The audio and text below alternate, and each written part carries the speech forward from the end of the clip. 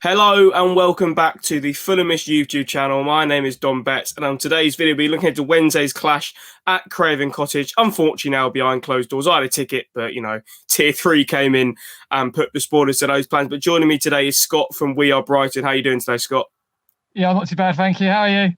Yeah, not too bad, not too bad. It's obviously a very, very big game for both sides, really. Pretty much it's a massive 6 points, really, because if we win, we go ahead of you guys. And it's quite weird with Brighton because watching at the start of the season and even in some of your recent games, it feels like you've played well and you just aren't getting these results.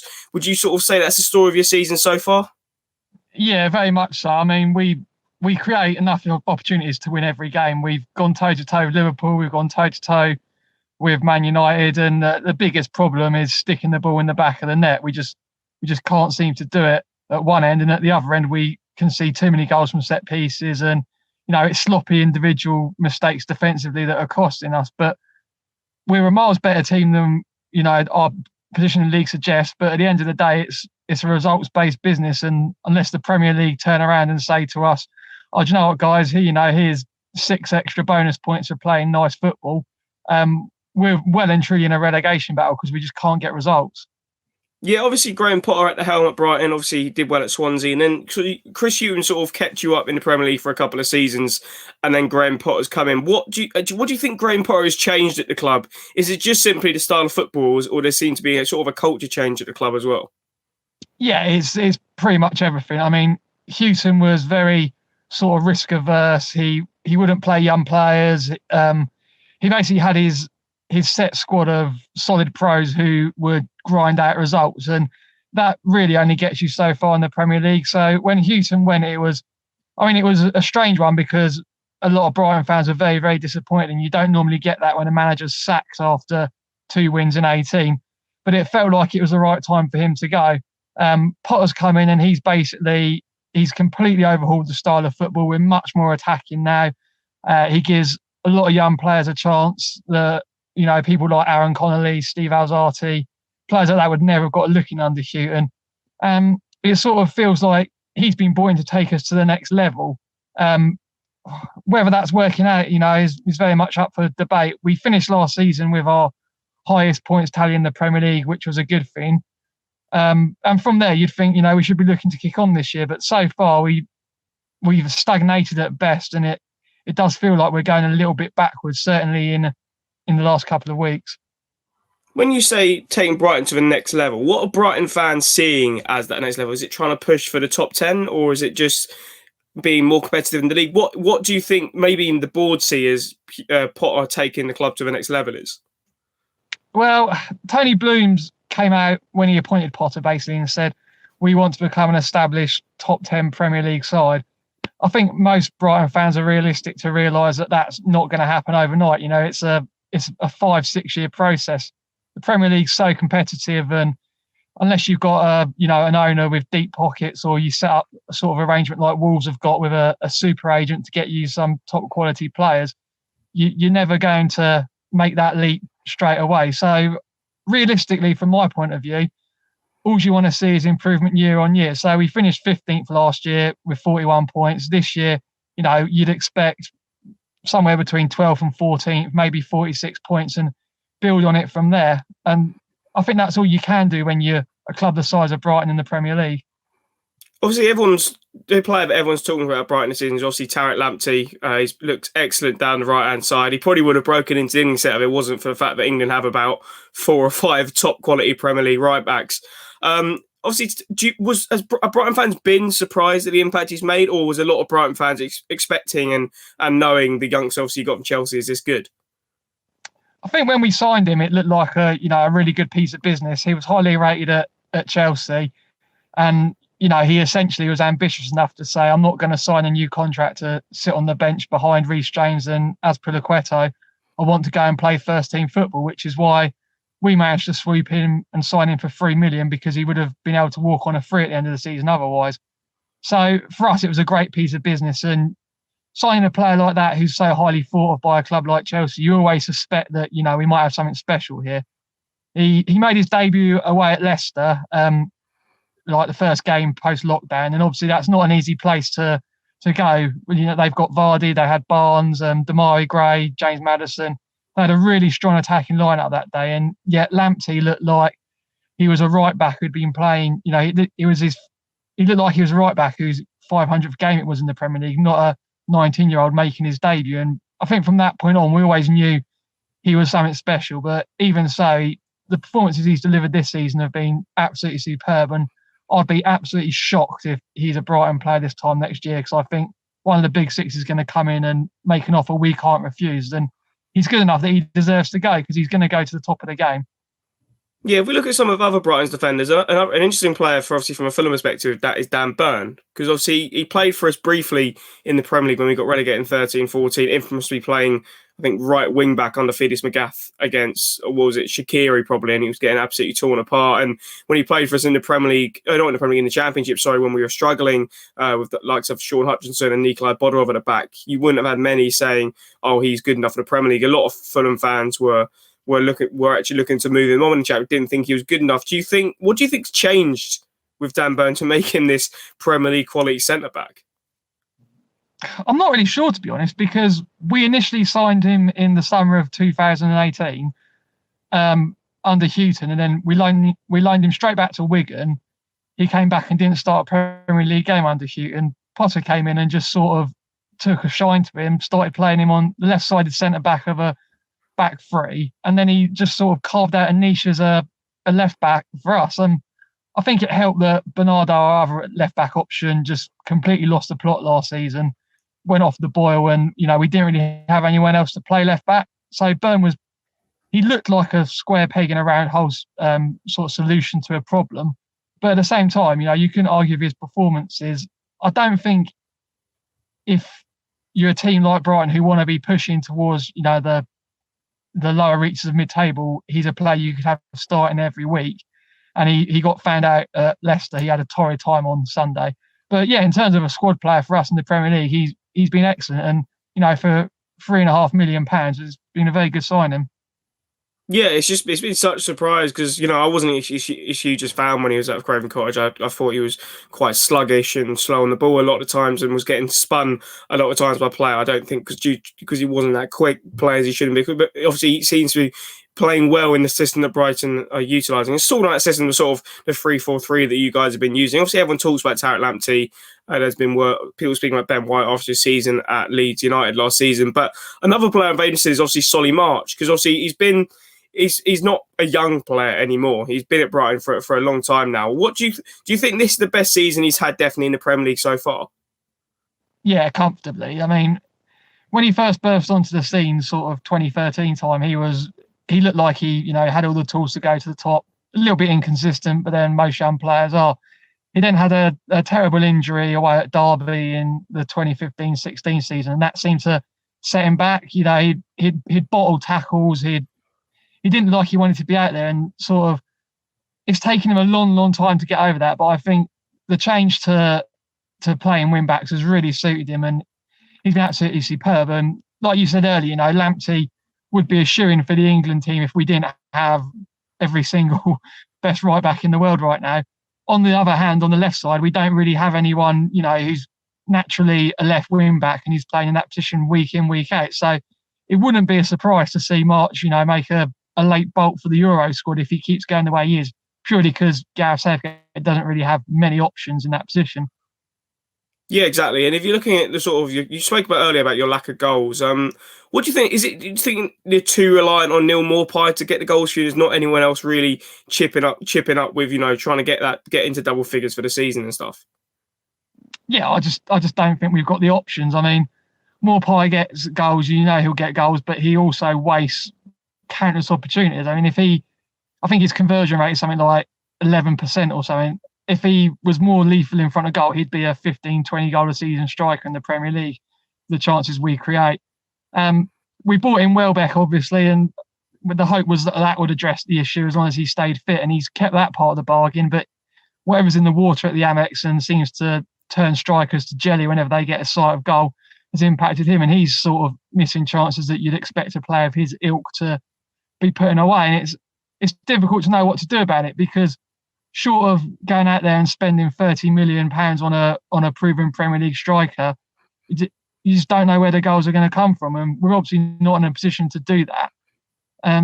So yeah, I mean, it's difficult because every side wants that centre forward as well, and why are they going to come to Brighton over, say, a Crystal Palace or a more established side where they probably think I've got a better chance of staying in the Premier League?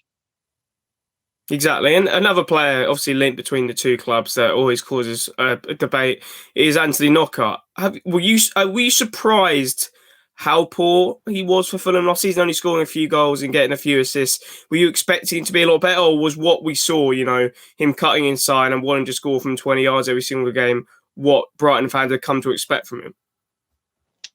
Yeah, I think the thing that you sort of have to understand with Knockaert is that he went through a very, very rough time of it in our promotion season, off the pitch with the death of his father, and there was a lot of personal issues going on there. And although he held it together quite well, I think football helped. Brighton were winning every week. He was comfortably the best player in the Championship, so it was a distraction from what was happening off the pitch to him.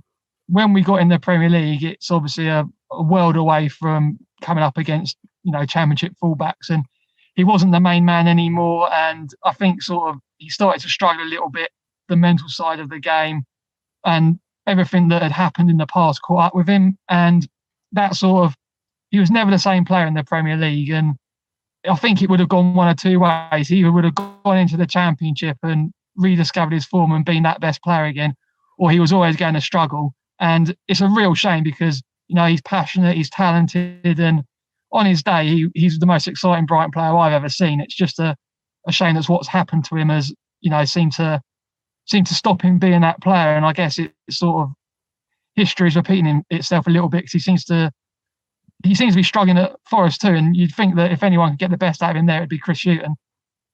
Yeah, exactly. And if we talk about what happened between us two, the last time we played in the Premier League at Craven Cottage, obviously it was a bit of a mad game. You guys went 2-0 up in the first half, and we were sort of fearing the worst. And then there was that crazy second half comeback from us guys to beat you guys 4-2.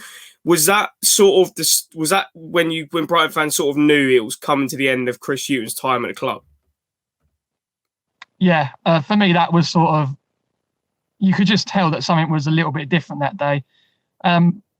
Essentially, what happened is at the turn of the year, Hughton ditched the 4-4-1-1, which had been so successful for us in the Premier League, keeping us up, in favour of 4-3-3, which he wanted to be more attacking. And, we came to Craven Cottage and we were 2 up, like you say, in the first half. So in that regard, it worked. But what it also did was make us so vulnerable defensively. You guys went and scored 4, and that seemed to terrify Hughton. And although he stuck with the 4-3-3 doggedly until April, which everyone could see was a massive mistake, it was a much more negative 4-3-3. And I think that was partly because he didn't want to, undergo a repeat of conceding 4 goals to a side below us in the table, which was totally inexcusable. From that point on, we only won 2 games again across the whole season, and it really did sow the seeds of Hughton's departure. Yeah, I mean, it was probably one of Fulham's only good performances that second half in 2 seasons ago when we went down. But if we're looking ahead to the game, obviously on Wednesday night, Fulham had a bit of resurgence over the last month. Everyone was sort of said looked like we were consigned to another relegation after the first few games, but we got some good signings in. We've seen to short up slightly at the back, being close against Everton, only losing 3-2, winning away at Leicester, only losing 2-0 away at Man City, and obviously getting the draw again, which we probably should have won against Liverpool on Sunday afternoon/evening. And, Fulham have sort of set up differently now than we started the season. We've started playing a sort of 3-4-3, kind of similar to yourselves in a way, but we've started playing, obviously, we've got Robinson, who got from Wigan at left wing back, and Bobby Decordova-Reid in sort of inspired form, playing in the right wing back role. Sort of similar to, obviously, everyone's seen Solly March as an attacker before, and same with Bobby Decordova-Reid, and we've moved him back to right wing back, and it's been a great decision. Obviously, the likes of Anguissa and Harrison Reed or Lamina in the middle, with sort of Loftus-Cheek, Cavallero, and Lookman up top. And the way we're playing is trying to get a lot of pacey runs in behind with the likes of Lookman and Cavallero. Is that sort of an aspect to the game where you think Fulham can punish Brighton, trying to get a pace in behind?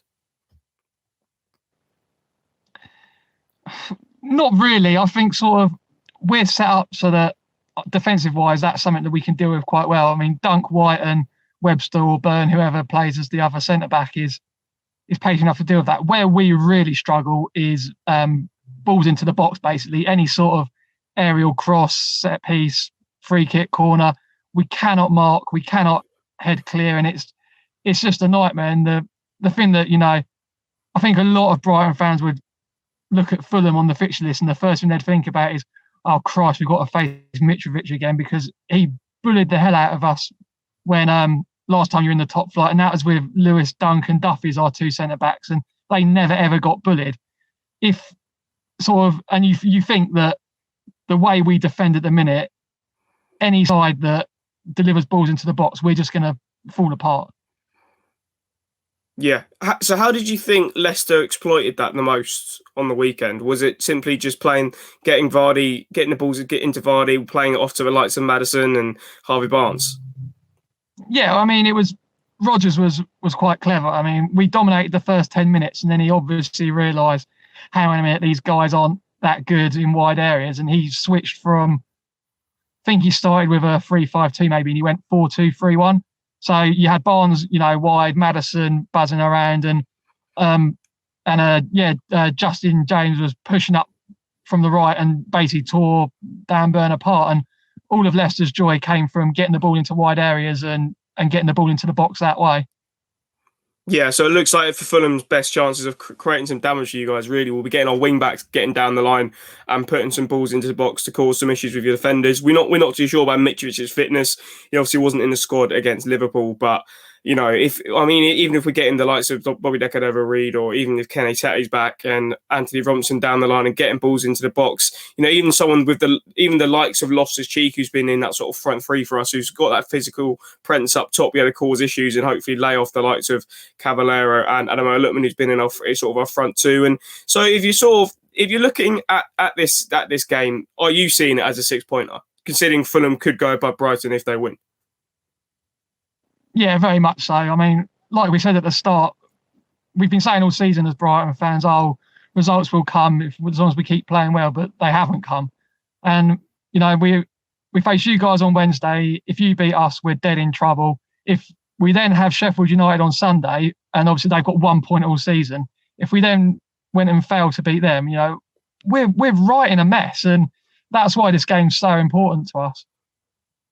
Yeah, I think this game is so vital to both teams, obviously, because we were delighted with, we really, as I said, should have had more against Liverpool, but we were delighted until Arsenal lost to Burnley, so it seems they're one of our relegation rivals at the moment, putting us back into the bottom three. And then obviously a win for us would obviously leapfrog you and then potentially push you guys into the bottom three, depending on obviously what Burnley's result is. And yeah, it's a huge game. And so if you're looking at the way Brighton are sort of lining up, do you think there'll be any big changes from the Leicester game, considering how you guys performed? It's honestly impossible to tell with Potter. You never know what you're going to get. He's so unpredictable. I mean, we played Burnley and West Brom at home this season, and he named 4 centre-backs in the starting lineup, put White in midfield, and you'd think that's a game where you want attacking players on the pitch. Liverpool came to the Amex and he named 3 out-and-out centre-forwards in the starting lineup. Sometimes it feels like he's just got a big roulette wheel. He spins it and, Pascal Gross, your name's come out at right back today.